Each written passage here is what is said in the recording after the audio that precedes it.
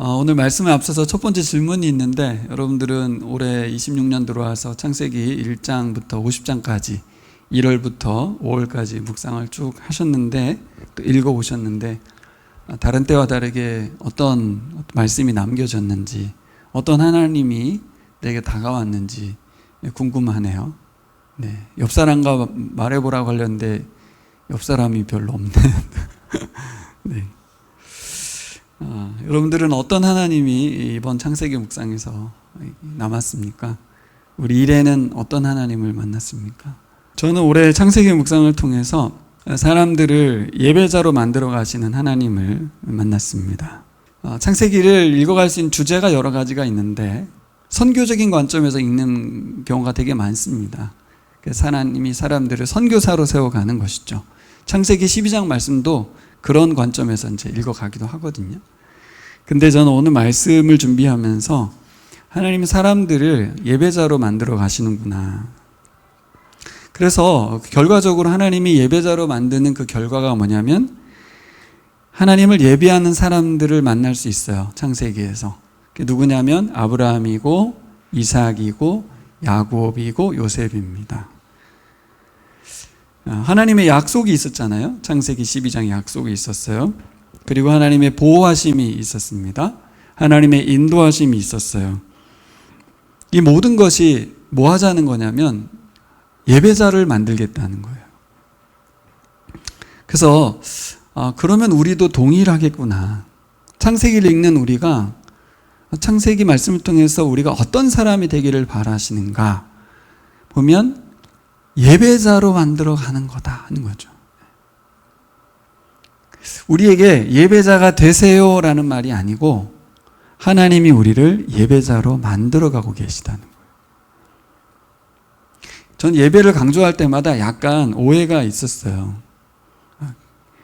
하나님을 예배한다는 것을 교회 열심히 다니고 예배 시간 열심히 참여해서 뜨겁게 찬양 드리고 설교 잘 듣고 이게 예배자라고 생각을 했거든요. 근데 오늘 성경 창세기 전체를 놓고 보면 그런 어떤 종교적인 제사 행위, 또 예배에 참여해서 드리는 어떤 우리의 어떤 모습들, 이걸 말하는 게 아니에요. 하나님과의 관계 속에서 우리가 어떠한 자세를 갖느냐는 거하고 어떠한 삶을 살아가느냐, 이게 바로 예배자의 모습인 거죠. 오늘 창세기에 등장한 인물들이 그렇습니다. 제가 좀 전에 먼저 말씀을 드릴 때 하나님 우리 예배자로 만들어 간다, 그리고 예배자로 빚으셨다, 이런 생각 들으면 딱 뭐가 떠올라요? 이렇게 주일날 예배 드리는 이 현장에서 드리는 노래, 찬양, 설교 듣는 거, 헌금하는 거, 이런 거 생각나거든요. 물론 그것도 예배 행위고 구약으로 말하면 제사 드리는 모습이지만 다른 것이죠. 그 존재 자체가 하나님을 예배하는 자, 그리고 삶의 목적도 하나님을 예배하는 데 있는. 그렇다면 지금 우리 신자들도 마찬가지예요. 우리 남아래 교인들도 우리가 존재하는 이유는 하나님을 예배하기 위해서 살아가는 사람들입니다. 근데 하나님이 우리를 그렇게 또 만들어 가신다고 이야기하고 있어요. 또 우리가 오해할 수 있는 게 하나 있다면 성경에 있는 어떤 특정한 인물들, 그리고 실시간으로 따지면 대한민국에 있는 교회에, 또 대한민국에 있는 많은 목회자들의, 또 선교사들의 어떤 특정한 인물을 예배자로 만들어가는 것 같은 오해를 할 수가 있는데, 그렇지 않고 여러분 한 분 한 분을 다 하나님을 예배하는 사람들로 만들어 간다는 거예요. 그게 저에게 좀 많이 다가왔어요, 이번에. 오늘 말씀을 통해서 예배자로 부르시고 또 예배자로 보내시는 하나님을 우리 함께 같이 살펴봤으면 좋겠습니다. 오늘 46장 1절인데요. 이 1절 말씀 속에, 이 짧은 말씀 속에 정말 많은 내용이 생략되어 있다는 것을 제가 알았습니다. 묵상 시간에 멈춰 서게 됐어요. 그리고 뭔가 이 본문 묵상하면서 깊은 샘물을 퍼 올리는 느낌이 있었어요. 짧은 이 한 구절에.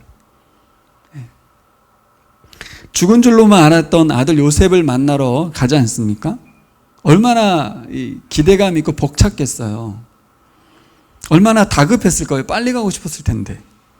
근데 가나안을 떠나서 이집트로 향하던 야곱이 이 브엘세바에 도착하고 나서는 걸음을 멈춥니다. 제단을 쌓고 희생자를 드렸다. 이 짧은 구절에 정말 많은 내용이 담겨 있다는 걸 알았어요. 이 제사는 어떤 의미일까? 왜 이 시점에서 제사를 드릴까? 왜 출발할 때 제사하지 않고 브엘세바에 와서 제사를 드릴까? 여러분 한번 생각해 보세요. 왜 그랬을까요? 쉽게 생각하면 간단한 거죠. 감사해서 그런 거예요. 네? 죽은 줄로만 알았던 요셉을 살려놓으셨잖아요. 다시 만나게 해주셨잖아요. 자기 가족들을 기근해서 구원해주고 계시잖아요. 감사해서 드리는 거죠. 너무 당연한 것 같아요. 그죠? 그런데 감사 제사로만 보기에는 오늘 이 9절에 나와 있는 내용이 특별합니다. 지금 죽어도 여한이 없다고 말했잖아요. 야곱이. 그쵸? 나 이제 더 이상 살지 않아도 돼. 난 좀 죽어도 돼. 왜? 요셉을 만날 수 있기 때문에. 그건 인간적인 관점에서의 발언이고, 급하게 빨리 내려가야 되는 이집트로 가지 않고 여기서 멈추는 이유가 뭐냐는 거예요. 그곳이 바로 브엘세바라는 지역의 특수성이기 때문에 그렇습니다. 그리고 또 여기 나와 있는 빨간 것이 뭐예요? 아버지 이삭의 하나님께 제사 드렸다 합니다. 여러분 여기 본문을 잘 보시면 이스라엘이라는 주어와 야곱이라는 주어가 동시에 사용되고 있어요. 하나님이 이스라엘을 부를 때도 야곱아 야곱아라고 불러요. 그런데 성경 저자는 야곱이 주어를 쓰지 않고 이스라엘이라고 주어를 써요. 이거는 성경 저자가 뭔가 말하고자 하는 거예요. 그 야곱이로 통일하면 편한데 왜 이스라엘이 주어를 쓰고 하나님은 야곱을 부르냐고. 그냥 이스라엘이라고 불러도 될 것 같아 하나님이. 그렇죠? 근데 야곱아 야곱아 부르거든요. 일단 야곱은 이미 하나님이 자신의 이름을 이스라엘로 바꿀 정도로 브니엘의 하나님을 만났어요. 야곱은 진짜 제가 보기엔 아브라함과 이삭만큼이나 하나님하고 친밀해. 하나님과의 경험이 커. 근데 왜 뭐라고 해요? 아버지 이삭이 하나님께 제사를 드렸다. 이건 어떤 의미냐는 거예요. 성경 이걸 또 야곱의 하나님께 드렸다고 하지 않고 아버지 이삭의 하나님이라고 하는 거예요. 그래서 브엘세바라고 하는 지역 자체가 갖고 있는 특수성, 그리고 희생제사의 대상이 누구냐? 야곱의 하나님이 아니고 이스라엘의 하나님이 아니고 아버지 이삭의 하나님이라고 하는 이유가 뭐냐는 거죠. 제가 보기에는 이분들이 지금 헤브론 땅에 살고 있거든요. 헤브론이 어디냐면 예루살렘에서 좀 밑에 있고 다윗이 살던 곳이잖아요. 다윗이 헤브론에서 기름을 받거든요. 그리고 나중에 예루살렘을 수도로 정합니다. 남유다의 중심지는 헤브론 땅이에요. 거기가 유다의 땅이고 남쪽의 중심지였어요. 그런데 자신이 살던 헤브론에서 브엘세바로 내려가는 이틀이 걸립니다. 한 이틀. 그곳으로 내려간 이틀 동안 무슨 생각을 하면서 걸었을까 이걸 묵상하게 됐어요. 이게 좀 묵상이 제가 좀 달라진 거구나 싶어요. 네. 이틀 내내 한번 48시간을 묵상해 봤어요. 저도 그 길을 걸으면서 왜 자신이 살던 그 헤브론 땅에서 하나님께 예배드리지 않고 브엘세바에 와서 예배드리려고 했을까? 첫 번째 이유는 지리적으로 브엘세바는 가나안 땅을 벗어나서 이집트로 넘어가는 딱 경계입니다. 마지막 성이에요. 그러니까 어떤 의미입니까? 이 약속의 땅을 벗어난다는 상징을 갖는 도시입니다. 그래서 거기에서 예배 드리는 거예요. 신앙적으로도 되게 중요해요. 왜냐하면 아브라함하고 이삭에게 신앙적으로 되게 중요한 장소였던 게 아브라함이 에셀나무를 심고 여호와께 예배드리고 부르짖었다라고 하는 창세기 22장의 배경이 되는 곳입니다. 브엘세바에 살 때 이삭을 제물로 바쳤었어요. 거기서 여호와 일의 하나님을 만나요. 바로 그곳이 브엘세바입니다. 이삭도 마찬가지예요. 이삭도 여기에서 하나님께 제사 드렸던, 아버지가 하나님과의 관계에서 언약을 전수받았던 바로 그 장소. 야곱에게는 어떤 장소냐면 도망갔던 장소. 거기서 아버지랑 살았으니까 거기에서 형 에셀을 피해서 삼촌 라반에게 도망갔던 장소. 이 장소를 선택한 거죠. 굳이 일부러 신앙적인 의미가 있기 때문에. 그리고 더 중요한 건 저는 세 번째 이유인 것 같아요. 왜 브엘세바인가? 이 브엘세바에서 신앙의 결단을 하는 거죠. 어떤 결단일까요? 어떤 결단일 것 같아요? 이 가나안과 이 땅 사이에 약속의 땅 경계에 서가지고 뭘 결단했을까? 그럼 저를 보세요, 저를. 이 PPT 말고. 여기 아까 우리 오다가 우리 보은이하고도 대화를 했는데, 인생에 우리가 중요한 시점을 만납니다. 결정을 해야 되고 선택을 해야 돼요. 근데 우리 보은이가 이제 DFC 선교사로 헌신해 볼까 하는 요청도 있었고 마음도 있거든요. 하는 것이 하나님 뜻일까? 안 하는 게 하나님 뜻일까? 이렇게 기도하게 되잖아요. 내가 이 남자와 결혼을 하는 게 맞을까? 아닐까? 이 회사에 취직하는 게 아닐까? 이 대학을 가는 게 맞을까? 아닐까? 수많은 어떤 인생의 중요한 결단의 순간이 오거든요. 바로 이 세 번째, 브엘세바에서 하고자 했던 건 뭐냐면, 이게 이집트로 내려가는 게 하나님 뜻이야? 아니면 이 가나안 땅을 지키는 게 하나님 뜻이야? 이거 모르는 거예요. 여러분, 이야기를 읽어가다 보면 너무 당연하게 내려가는 거잖아요. 그렇죠? 하지만 야곱 입장에서 보면 이 땅을 떠나는 게 하나님 뜻이 아닐 수 있는 거예요. 시험일 수 있는 거예요. 기근을 피하고 요셉을 만나러 갈 수는 있지만 완전 이주하는 것은 이게 하나님 뜻일까? 고민할 수밖에 없는 지점이거든요. 그래서 여기서 묻는 겁니다. 이 브엘세바에 와서. 남단이어서도 그렇지만 이 신앙의 장소에 와서 그곳에서 하나님께 묻는 거예요. 자, 물었는데 답이 어떻게 돌아오면 내려가지 말고 여기서 살아라. 기근 중에 그냥 살아남아야 해 라고 하면 안 떠나는 거죠. 그 마음으로 묻는 거예요, 지금. 사실 마음은 가고 싶죠. 그죠? 기근을 피해야 되고 요셉이 살고 있고 이집트로 가면 풍요로운 땅인 건데 하나님이 가지 말라면 안 갈 마음으로 기도했다고 저는 봐요. 바로 이것이 영적인 검문소, 거쳐가는 그런 관문이 아니고 여기에서 내가 결단을 하는 거예요. 하나님 뜻대로 순종하겠다는. 자, 그러면 이집트로 내려가는 건 뭐예요? 그냥 가는 거예요? 그게 아니라 이집트에 가서도 나는 하나님의 사람으로 살겠습니다. 언약 백성으로 살겠습니다. 그 땅에서 머물러 살지 않고 돌아오겠습니다. 하나님의 언약을 반드시 지켜내겠습니다라고 하는 또 결단인 거예요. 그러니까 기도는 똑같습니다. 뭐예요?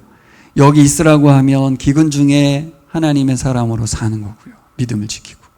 또 이집트로 내려가라면 이집트 문화에 유혹되거나 거기서 머무르지 않고 다시 약속의 땅으로 돌아오는 결단을 하는 거예요.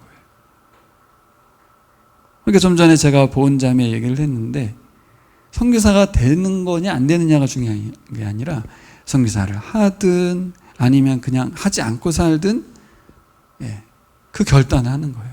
어떤 상황 속에서도 저는 하나님의 사람으로 살겠습니다. 바로 그 영적인 검문소인 브엘세바를 정한 겁니다.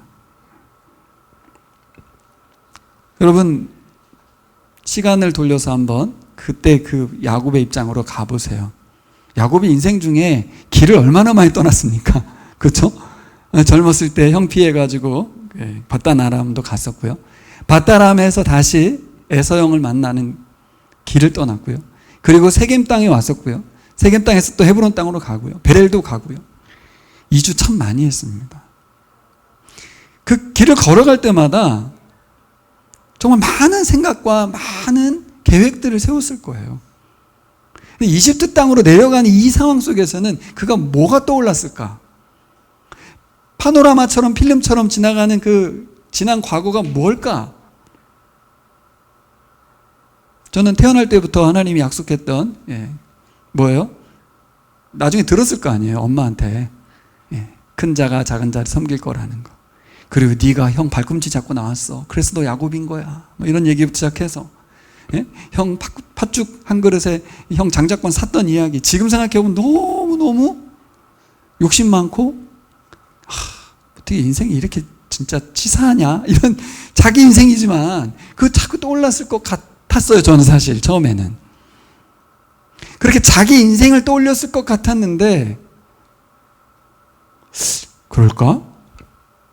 이 사람이 지금 헤브론에 출발하고 브엘세바에 가서 제사 드릴 계획을 세우고 출발했을 텐데 그 마음이었다면 이틀 동안 걸으면서 그가 생각했던 게 과연 자기 인생에 대한 회한이었을까? 단순히 그거였을까 하는 거예요.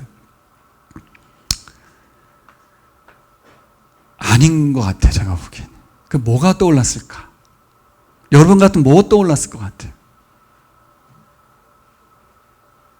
우리가 과거를 떠올릴 때 내가 그때 그랬으면 그때 너무 아팠어, 힘들었어, 이런 회한을 떠올리는 것, 그게 아니라 지금의 야곱은 그게 아니라 이스라엘이라는 주어로 바뀌어 있잖아요. 지금 사람이. 그러니까 뭐가 떠올랐을까? 하나님이 그렇게 하셨구나. 하나님은 그때 힘드셨겠구나. 하나님 그때 엄청 기쁘셨겠구나. 하나님에게 이런 계획이 있으셨구나. 하나님이 얼마나 힘드셨을까? 하나님이 얼마나 기쁘셨을까? 이틀 내내 하나님만 생각했을 것 같아요. 요셉을 만나려는 기대감 그거 다 뒤로 가고, 자신의 인생의 그 어떤 희노애락 그거 다 뒤로 가고, 하나님 아버지, 그 언약의 하나님, 자신의 평생을 함께 해주신 그 하나님을 계속 묵상하면서 그 길을 걸었을 것 같아요. 왜 이렇게 묵상하게 됐을까요? 그가 브엘사바에서 제사 드리기로 마음을 먹었다는 이것 때문에 제가 묵상이 바뀐 거예요. 사람이 바뀌었구나. 자기 사연에 쩔어서 사는 사람이 아닌 하나님을 예배하는 사람으로 바뀌었구나. 결국 저는 어떤 야곱을 만났냐면 하나님을 예배하지 않을 수 없는 야곱을 만났습니다. 예배하지 않을 수가 없구나. 이 사람은 하나님께 엎드릴 수밖에 없구나. 왜 브엘세바에서 예배드리기로 결정하고 출발했어요? 하나님을 알게 되었기 때문입니다. 자기가 주어가 되어 살아온 줄 알았어요. 그래서 열심히 빼앗고 막 쟁취하고 싸우고 사기치고 막 살아왔는데 뒤를 돌아보니 뭐예요? 모든 인생의 주어는 하나님이셨음을 알았던 거예요. 자신의 주도적인 선택과 결정, 행동들인 줄 알았어요. 근데 모든 선택과 행동과 이 모든 것들의 그 이면에 하나님께서 그 모든 잘못된 선택과 그 사기치는 것과 사악함을 다 봐주시고 만나주시고 여기까지 이끌어주신 하나님. 결정적으로 요셉이 죽은 줄로만 알아서 20몇 년을 지냈는데 자기가 괜히 그냥 형들 살피고 오라고 보냈는데 자신의 그 실수 같은 그 발언이 하나님의 선한 뜻이 있었음을 알게 되면서 어떤 심정이었을까요, 여러분? 감사했을까요? 감사했죠. 근데 감사보다 또 다른 감정 뭘까요? 하나님께 대한 감사 말고 박주사님 어떤 감정이 올랐을까요? 두려움이 오는 거죠. 두려움. 무서운 거예요. 무서운 거. 하나님께 대한 무서움, 두려움. 그럼 하나님을 제대로 만난 사람들은 하나님의 크심과 두려우심 앞에 엎드리게 되는 줄 믿습니다. 무섭다, 하나님. 너무 두렵다. 이 거룩한 두려움이죠. 나의 인생, 이 나 같은 인생, 절대 나 같은 사람하고 나는 진짜 동업도 안 해. 절연할 거야. 라고 하는 이런 인간을 예배자로 만드시는 하나님. 예배할 수밖에 없는 거예요, 지금. 항복하는 항복. 저에게 적용해 봤어요. 내가 하나님을 알게 돼서 예배했던 적이 있나? 없었던 것 같아. 거의 생각이 안 나요. 기억이 없어요. 없는 것 같아. 기억이 없으면 없는 거죠. 여러분은 어떻습니까? 크고 두려우신 거룩하신 하나님을 만나 하나님 앞에 예배하지 않을 수 없는 그런 적이 있었습니까? 언제나 수동적이었던, 예배의 자리에서 항상 수동적이었던, 지켜보는, 항상 능동적으로 예배한 줄 알았어, 나는. 막 적극적으로 예배하는 줄 알았어. 근데 오늘 야곱을 보니까 아니에요. 저는 그래서 이 표현이 있잖아요, 여기. 아브라함이, 같이 읽어볼까요? 아브라함이, 이삭이, 야곱이 제단을 쌓았다. 창세기 이거 많이 나오거든요. 곳곳에 나옵니다. 오늘 브엘세바에서 야곱이 아버지 이삭의 하나님께 제단을 쌓았다, 희생제사를 드렸다, 이 표현이 그냥 넘길 수 없는 표현이라는 걸 알았어요. 왜요?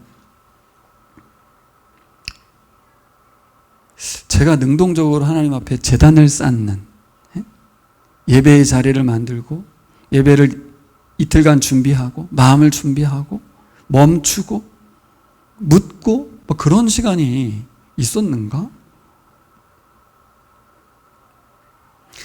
야곱이, 이삭이, 아브라함이 제단을 쌓았다. 이 가볍게 넘겼던 거예요, 그동안.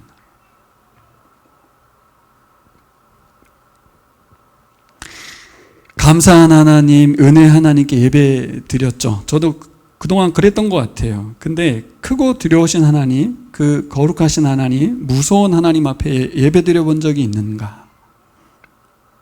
그래서 여기 나와 있는 것처럼 예배를 드려야 된다, 예배 드려야 돼, 예배 드려야 돼가 아니라 예배하지 않을 수 없는 그런 상태. 야곱이 제사 드린 것은 바로 그겁니다. 오늘 브엘세바에서 기획 예배 아닙니까? 그렇죠? 이틀 뒤에 내가 브엘세바에 가면 거기서 예배를 드려야지. 거기서 그 하나님 앞에 엎드려야지. 결단해야지. 그리고 하나님께서 멈추라면 멈출 것이고 가라면 가는데 그냥 단순히 명령만 하달받는 게 아니라 나는 어떻게 살아야 할 것인가? 이집트 땅 가서 나는 어떤 존재로 살 것인가? 하나님 앞에 무릎 꿇는 거죠. 뭐 미국을 가기에 앞선 우리 현진 집사님도 그런 마음으로 물어야 할 것입니다. 공부하러 가는 거고 잠깐 갔다 오는 것이지만 엎드리는 거죠. 우리는 야곱처럼 인생의 어떤 사건이나 은혜의 시간들을 겪어야만 예배하고 있는가? 저는 이번에 생각한 건 뭐냐면 오늘 성경에 나와 있는 이 하나님을 우리가 알게 된 거잖아요. 야곱처럼 겪지는 못했죠. 요셉처럼 겪지는 못했으나 성경을 통해서 우리가 하나님을 알게 됐잖아요. 이 하나님께 예배하기를 소망합니다. 브엘세바를 정하는 거죠. 이번 한 주간이 그런 시간일 수도 있겠다 싶어요. 하나님 앞에 우리의 마음과 자세가 정해지는 거예요. 내가 예배해야 되겠다, 물어야겠다, 엎드려야겠다 하는 거죠. 뭐 꼭 저녁 기도회만이 아니에요. 하루 종일. 그래서 기도원도 가는 거고요. 그죠, 사람들이? 멈추는 것이고 장소를 택하는 것이요. 이게 바로 브엘세바의 예배가 아닌가. 두 번째 우리가 풀어야 될 것은 뭐냐면 아버지 이삭의 하나님께 예배드려야 되겠다 하는 거였어요. 이건 뭘까요? 왜 이 아버지 하나님께 예배를 드릴까? 이것은 야곱이라고 하는 자기 인생이 나 개인의 인생이 아니라는 것을 확증하는 거예요. 뭐예요? 내가 언약의 계승자로구나 하는 거예요. 아브라함으로 시작된 하나님의 언약의 시작이 이삭을 통해서 이어졌고 그 다음 야곱에게 이어졌잖아요. 야곱이 어떤 존재예요? 내가 아버지 이삭의 하나님의 그 언약의 계승자라는 것을 알고 있다는 거예요. 그래서 성경 표현을 잘 보시면 기록상 잘 보시면 야곱이 주어가 쓴 게 아니라 성경 저자가 그렇게 기록을 한 거예요. 아버지 이삭의 하나님께 예배드렸다. 이렇게 기록해 준 거라고요. 그러니까 야곱에 대한 평가를 뭘로 하는 거예요? 그가 아브라함과 이삭의 언약의 계승자인 것을 알고 있었다는 얘기를 써주고 싶었던 거예요. 뭘 알게 된 거예요? 아, 내 인생이 개인의 인생이 아니구나. 나 하나쯤이야. 별거 아니야. 나는 별 수 없는 존재야. 아니라는 거예요. 나는 굉장히 중요한 사람이라는 거죠. 야곱 그렇지 않겠어요? 자기 인생만 돌아봐도 나 같은 건 진짜 없어져야 돼. 나는 사람들에게 피해만 끼쳐. 하나님 저를 버리세요. 이럴 만한 인생을 살아온 사람 같잖아요. 그럼 우리가 사회적 시각, 윤리적 시각, 도덕적 시각, 내가 지금까지 살아온 인생을 가지고 자신을 판단하지 마시고 예수 그리스도의 보혈로 복음의 시각으로 자신을 보시기를 바랍니다. 하나님은 그렇게 보세요. 너는 쓸모없는, 가치 없는, 보잘것없는, 별 수 없는 존재가 아니야. 언약의 계승자야. 그 사람은 어떻게 반응합니까? 아버지 이삭의 하나님께 예배드리는 것으로 반응하게 되는 줄 믿습니다. 그래서 우리가 수동적인 예배자는 어떻게 해요? 나를 구원해 주시고 나를 사랑해 주시고 나에게 필요를 공급해 주신 하나님께 예배드리는 사람. 그래서 상당히 전 수동적인 것 같아요. 뭘 해주시니까 감사하는 거죠. 근데 능동적인 예배자는 어떤 사람이에요? 오늘 이 야곱처럼 예배의 시간을 정하고 장소를 정하고 하나님께 나아가고 엎드리고 멈추고 하나님의 뜻에 순종하기로 결단하는 그 사람이 바로 능동적인 예배자가 아닌가. 진짜 몰라서 물어본 거예요. 여기 떠나는 거 맞아요, 하나님? 예? 여기 떠나도 돼요? 약속의 땅인데요? 하나님의 언약에 문제가 생기면 안 된다 그 말이에요. 자기는 계승자이기 때문에 하나님께 물어야 되는 거예요. 근데 하나님 어떻게 해요? 가라는 거죠. 내가 너와 함께 가겠다는 거죠. 함께 가기만 한데 뭐라고 뒤에 나와요? 내가 다시 데리고 나올 거라는 거죠. 다 언약에 대한 부분을 듣고 그제서야 움직입니다. 어느새 야곱은 하나님의 언약을 기준으로 살아가는 사람이 되었어요. 저도 요즘 느끼는 게 어느새 나도 말씀을 어느 정도 그 말씀에 진짜 원하고자 하는 바를 자꾸 찾는 사람이 되었구나. 그저 오늘 보면 쉽게 묵상하면 어떻게 돼요? 하나님 나 인생에 함께 해주시고 동행해 주시고 은혜 베푸시고 뭐 이렇게만 묵상할 수 있거든요. 근데 본질적인 의미에서 보면 언약을 이어가시고 우리를 통해서 하나님께서 뜻하신 계획을 이루어 가신 하나님을 보게 되고요. 이 수동적인 예배자와 능동적인 예배자의 다른 모습인 것 같아요. 야곱은 자기 생각대로 살던 사람이었습니다. 그렇죠? 하지만 이제 질문을 던지는 사람으로 바뀌었어요. 기도하는 사람이죠. 이 모습이 바로 하나님 만들어 가시는 참된 예배자의 모습인 줄 믿습니다. 스스로 저에게도 질문이 됐어요. 너는 참된 예배자인 것 같아? 이렇게 자꾸 묻냐는 거죠. 뭘 물어요? 어떤 질문이에요? 하나님 제 인생 어떻게 돼요? 예? 저 인생 어떻게 되냐고요? 뭐 이런 질문하는 게 아니고 어떤 거예요? 읽어볼까요? 파란 글씨. 하나님 저의 선택과 결정이 하나님의 계획, 언약의 계승, 하나님 나라에 어떤 유익이 되나요? 방해가 되진 않나요? 주님의 도구가 되길 소망합니다. 이 기도를 하는 거예요. 이거. 모든 선택이 있어서 결혼마저도 결혼이 가장 내가 극단적으로 이기적으로 선택하는 어떤 것인데 그것마저도 하나님 이 결혼이 하나님의 계획과 언약의 계승과 나라에 어떤 유익이 있습니까? 그렇다고 하면 멈추겠습니다. 유익이 된다고 하면 하겠습니다. 이럴 수 있냐는 거죠. 하라는 게 아니고요. 그럴 수 있으면 좋겠다는 거예요. 우리 청년들이 실제 이럴 수 있으면 얼마나 너무 감사하고 하나님 기쁘시겠어요. 하나님 저 남자랑 꼭 결혼하게 해주세요. 저 여자를 꼭 저에게 주세요. 이런 기도 말고. 기도가 달라져야 되지 않습니까? 대부분이 가르치는, 어제도 여기 선교단체 토크 콘테스트에서 결혼에 대한 특강들을 막 하면서 주고받더라고요. 근데 약간 저는 좀 이해가 좀 안 되는. 결국 하나님께 우리가 사로잡힌 존재로서 질문하는 거예요. 그게 젊은 나이에 이루어질 수 있으면 얼마나 좋겠습니까?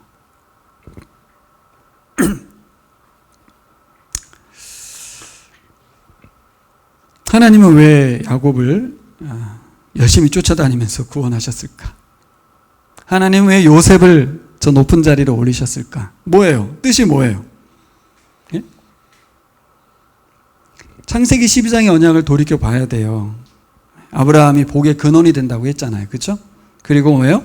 온천하 만민이 너로 인해 복받게 하리라. 아브라함을 통해서. 분명한 뜻이 있었어요. 그렇죠? 그래서 어떻게 됐어요? 아브라함을 복되게 하신 이유가 뭐예요? 아브라함을 복으로 만든 이유가 뭐예요? 그 복이 흘러가게 해서 다른 사람들이 복받게 하려고 한 거예요. 그러니까 주체는 뭐예요? 하나님의 복이 흘러가게 하려고 우리를 복되게 하신 거잖아요. 그렇죠? 이삭이 100세에 태어난 이유가 뭐예요? 아브라함의 이삭을 주신 이유가 뭐예요? 야곱이 태어난 이유가 뭐예요? 이건 우리가 태어난 이유하고 연결되는 거죠.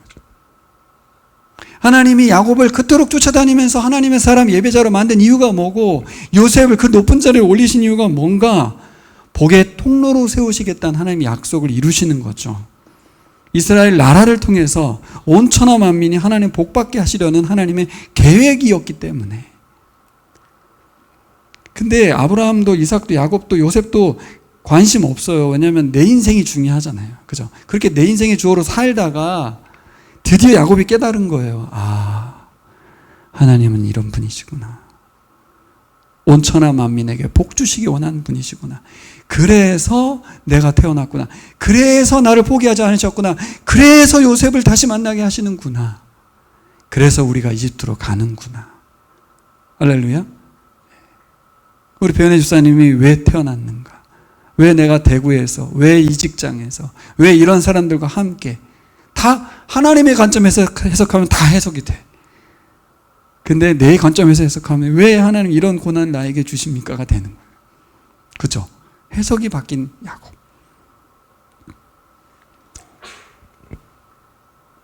여러분 이 도표를 한번 보세요. 이집트 왕 파라오는 제국의 황제는 하지 못하는 게 있습니다. 못하는 게 아니라 하지 않는 게 있어요. 그게 뭐예요? 자기 백성 외에, 자기 나라 외에는 구원하지 않아요. 온 천하 만민에게 관심이 없어요. 트럼프, 시진핑 다 그렇잖아요. 오직 자기 나라, 자기밖에 없어요. 근데 하나님 나라는 어떻습니까? 하나님은 온 천하 만민에게 관심이 있어요. 이 주제가 선교에만 붙이지 마시고 그냥 진짜 하나님이 그런 분이세요. 선교라는 거창한 걸 붙이지 않아도. 왜요? 온 천하 만민이 다 하나님 자녀거든요. 네. 그분의 백성이거든요. 그분이 진정한 우주의 주인이시고 존재의 근원이시기 때문이에요. 이게 창세기 핵심 아니에요? 하나님이 만드셨어요. 다 하나님의 작품들이에요. 내 거라고, 내 거. 이 땅에 존재하는 모든 생명의 주인이 하나님이시라는 거예요. 그렇기 때문에 온천하 만민에게 복을 주려고 하는 거예요, 여러분. 이걸 사명, 미션, 선교로 이해하지 말고 하나님의 그분의 존재 자체가 하나님의 창조주라는 것을 이해하면 이해가 되는 거예요. 아, 그래서 온천하 만민이 복받기를 원하시는구나. 그래서 그렇게 유독 야곱을 포기하지 않으셨구나. 그래서 나를 구원하신 거구나. 이렇게 연결돼야 될 줄 믿습니다. 예. 야곱을 여기까지 인도하신 이유는 뭐예요? 온천하 만민 때문에. 예? 요셉을 여기까지 인도하신 이유는 온천하 만민 때문입니다. 하나님이 우리를 예수님을 통해서 구원하시고 은혜 베푸신 이유는 뭐예요? 나무 아래 교회로 모이게 한 이유는 뭐예요? 온천하 만민 때문이에요. 나 때문이 아니에요. 야곱 그 자신에게만, 요셉에게만 목적이 있지 않아요. 여러분 우리는 야곱처럼 이삭의 하나님께 예배드리는 언약의 계승자인 줄 믿습니다. 여러분이 언약의 계승자임을 믿으시길 바라요. 말씀을 정리해 보겠습니다. 우리가 PSP 훈련 공부하면 주제로 배우는 거잖아요. 복의 통로. 우리 유아가 복의 통로라는 이름으로 태어났습니다. 유아만 그런 게 아니라 우리가 다 그래요. 우리 다 유아예요. 유아. 하나님의 복을 흘려보내는 사람들. 그 사람이 바로 예배자입니다. 예? 막 워십 집회 가가지고 막 예배하는 사람이 예배자가 아니고 복의 통로로 살아가는 사람이 예배자인 줄 믿습니다. 내가 존재하는 이유는 나를 위해서가 아니다. 나의 가족을 위해서가 아니다. 따라해 보실까요? 내가 존재하는 이유는 다른 사람들을 위해서이다. 네. 아주 쉬운 이야기지만 정말 어려운 이야기입니다. 우리는 나를 위해서 살아요. 그리고 좀 더 나가면 내 자녀들을 위해서 살아요. 하지만 남을 위해 살진 않아요. 그게 인간 본연입니다. 하지만 예배자는 달라요. 하나님을 위해서 사는 사람은 다른 사람을 위해서 사는 거예요. 옛날에 이것은 윤리적이고 도덕적인 명령인 줄 알았어요. 하나님을 사랑하라. 이웃을 내 몸과 같이 사랑하라.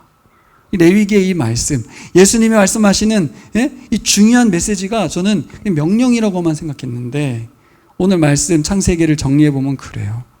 야곱은 깨달은 거예요. 그래서 여러분 놀라운 장면 47장 가볼까요? 7절로 가면 요셉이 자기 아버지 야곱을 모시고 와서 바로를 만나게 하였다. 야곱이 바로를 축복하고 나니. 그리고 10절로 가보세요. 야곱이 다시 바로에게 축복하고 그 앞에서 물러났다. 그냥 이게 흘러가는 말씀 같잖아요. 근데 여러분 대제국입니다. 파라오 앞에서 야곱이 뭐 한 거예요 지금? 축복을 하고 있어요. 두 번이나 했어요. 그죠? 축복하고 대화하고 축복하고 물러나요. 제가 트럼프 앞에 쓰면 이렇게 할까? 우리는 큰 사람, 뭐 이렇게 멋진 사람, 좀 그런 사람 앞에 쓰면 그냥 뭐 손만 잡아도 영광이라고 하지만 야곱은 지금 다른 사람이 돼 있죠? 어떤 사람이에요? 뒤에 하나님이 계신 거예요. 이 기근을 주관하고 계시고 이 민족을 구원하신 온천하 만민을 이 기근에서 구원하시는 그 하나님, 그 신, 애굽 파라오가 믿는 신을 넘어서는 그 신 뒤에 계신 거예요. 하나님을 뒤에 딱 두고 축복하는 거죠. 여호와의 이름으로 당신을 축복합니다. 이게 하라고 해서 되는 게 아니죠. 어떤 선교사도 이게 종교적인 행위로 되는 건 아닌 것 같아요. 우리 현지 형제가 미국에 가서 계속 축복하는 사람으로 살아갔으면 좋겠습니다. 우리 배현의 집사님들 직장에서 계속해서 내가 언약의 계승자로서 이분들을 축복하며 하나님의 마음을 가지고 그게 그렇게 살아야 한다가 아니죠? 네, 아닙니다. 내가 언약의 계승자가 되면 자연스럽게 뒤에 계신 하나님을 의지하고 사람들을 축복하며 복의 통로로 살아가게 될 줄 믿습니다. 3절 4절 아까 46장 3절 4절 보시면 어떤 말씀이 써 있어요? 읽어볼까요? 같이 읽어봐요. 시작. 나는 하나님 곧 너의 아버지의 하나님이다. 이집트로 내려가는 것을 두려워하지 말아라. 내가 거기에서 너를 큰 민족이 되게 하고 나도 너와 함께 이집트로 내려갔다가 내가 반드시 너를 거기에서 데리고 나오겠다. 이 말씀의 내용만 보면 그 야곱에게 대한 어떤 약속 같고 야곱 가족에게 대한 약속인 것으로 보여요. 하지만 창세기 12장에 아브라함에게 했던 언약의 관점으로 해석해 보면 큰 민족은 왜 되는 거예요? 왜 이스라엘 백성은 이집트가 아니라 가나안으로 돌아옵니까? 창세기 15장 13절에서 16절에 보면 이미 약속이 주어져 있어요. 너희가 타국에 가서 노예가 될 것이고 거기에서 400년 동안 있을 것이고 그리고 나오게 될 거야. 창세기 15장에 써 있었어요. 하나님은 이미 이스라엘 백성들을 이집트 땅에 보내서 큰 민족을 이루게 해서 출애굽할 것을 창세기 15장에 말씀해 놓으셨어요. 이미. 무섭지 않습니까? 와, 이런 계획을. 근데 이런 계획 안다고 해서 거기에 맞춰 살게 되냐고요? 아니죠. 어떤 사람이 돼야 돼요? 하나님을 만나야겠죠. 하나님을 알게 돼야겠죠. 그래야 거기에 맞춰서 인생을 바꾸는 거예요. 내가 맞춰주는 게 아니라 하나님께 순종하는 거죠. 그게 뭐예요? 존재의 목적을 사는 겁니다. 내가 숨쉬고 살아있는 이유가 뭐예요? 복의 통로로 살아가라고 주어진 거라서 그렇게 사는 겁니다. 예배를 다시 한번 정의해 보면 뭘까요? 참된 예배자는 뭐예요? 나 자신, 우리 가족을 위해 살지 않아요. 어떤 사람이에요? 나를 통해서 하나님의 사랑이 흘러가도록 복의 통로로 살아가는 사람이 참된 예배자입니다. 주일날 예배 52주 참석하고 11조 열심히 하고 교회 모임 다 참석하고 다 해요. 다 성경 공부도 하고. 근데 그의 기도 제목은 주님, 저의 인생은 어떻게 되나요? 이렇다면 약간 수동적인 예배자인 거죠. 제사에 참여하는 사람인 거예요. 하지만 야곱처럼 브엘세바라는 장소를 정하고 하나님을 묵상하고 그 하나님 앞에 나아가서 하나님 뜻을 묻고 거기에 나를 맞추고 거기에 남은 생애를 순종하며 살아가는 사람, 그 사람이 예배자인 줄 믿습니다. 한번 우리 삶에 적용해 봤습니다. 어떻게 하면 좋을까? 저 개인적으로도 그렇고 수동적인 관객 같은 참여자가 아니라 능동적인 순례자의 길, 남은 인생을 어떤 예배자로 살 것인가. 첫 번째는 나의 브엘사바를 정하는 거예요. 신앙의 장소, 그곳으로 가는 거죠. 그게 뭐 가장 좋은 게 우리 이제 예배의 처소일 수 있는데, 우리 예배의 처소는 약간 현재 교회들의 예배 장소하고는 좀 달라서 브엘세바라고 해서 뭐 다르겠어요? 똑같아요. 그냥 그 지역일 뿐이에요. 결국 내가 마음에 하나님과 만나는 그곳을 정하는 것이죠. 두 번째는 이제 예배 때 하나님께 묻는 거고요. 뭐라고 물어요? 내 인생 어떻게 될 것 같아요, 하나님? 언제 저를 복되게 하실 겁니까? 이게 아니고 이미 복되게 하신 제가 하나님 뜻에 어떻게 순종할지, 무엇이 하나님 나라에 유익한 것인지, 제가 어떻게 결정하는 것이 하나님께 더 유익이 되시는지, 그걸 묻는 것입니다. 마지막으로 말씀이 기준이 되는 사람, 야곱이었죠. 예. 그래서 여러분 참 중요한 사람입니다. 여러분들 통해서만 복받을 사람들이 정해져 있거든요. 우리의 가족도 그렇고요, 여러분 직장에 있는 분들도 그렇고요. 다 나로 인해서만 복음을 들을 수 있는 사람들이라면, 그렇죠? 우리가 어떤 예배자야 돼요?